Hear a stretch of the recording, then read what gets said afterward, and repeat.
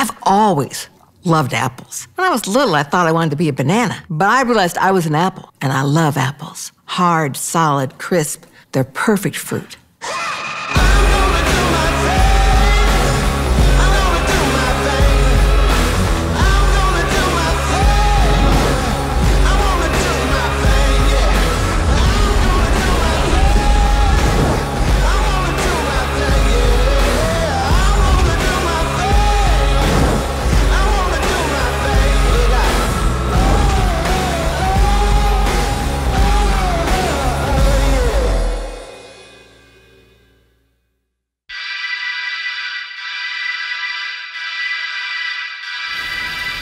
We had to dedicate this entire episode to apples because we ran out of ideas. I'm with Caleb on this one. We ran out of ideas.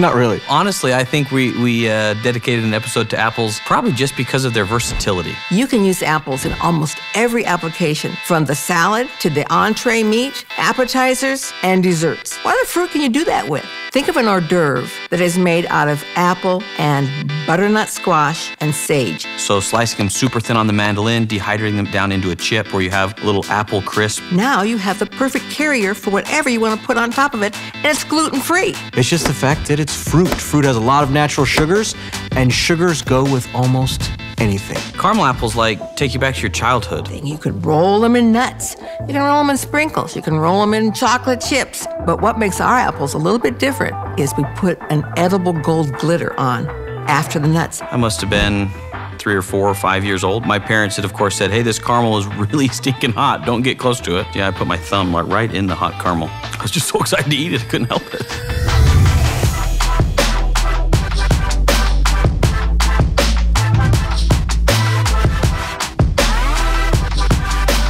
There are so many wonderful artisan cheeses in Utah, including our own. And the perfect pairing for cheese is what? Apples. You really can't go wrong. Apples and cheese. Because that's one of the fun things about being in food today is we are breaking the mold and taking all sorts of foods in a variety of directions. When we were getting ready to film the apple episode, one of the directors said to me, what's something you've always wanted to do with an apple? I would love to slice an apple through in midair. He said, can you do that? I didn't believe it.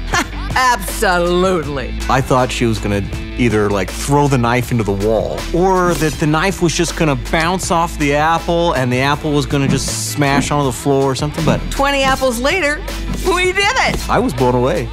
One of our favorite apple pairings is the Granny Smith apple chutney over mesquite grilled trout. All the flavors of the trout and the wood with the sweetness of the chutney. If we had to get rid of 90% of the menu items that we have and just keep like 10%, that one would be on the list. You combine that little sweet tart with that smoky trout. Perfection.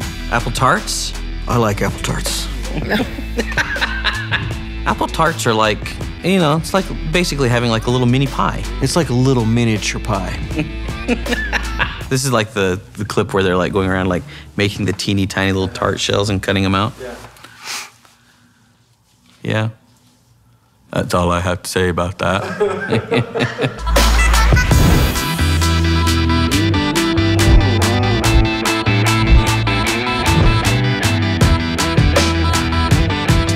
Shaved apple salad. Again, I think it just goes back to the versatility of the apple. The nice thing about the shaved apple salad is whereas in a lot of green salads we do, the other things are the sides, but with this thing, the apple is the centerpiece. So I wanted to take apples to a new level, something that had never been done before. So I envisioned a ruby red cage. It's drizzled over the bottom of an upside down glass dish, and you end up with amazing, looks like a jewel chest cage to put your baked apple inside. Apple is like the quintessential fruit. There's nothing more iconic, there's nothing more classic, there's nothing more that rings with almost everyone as fruit.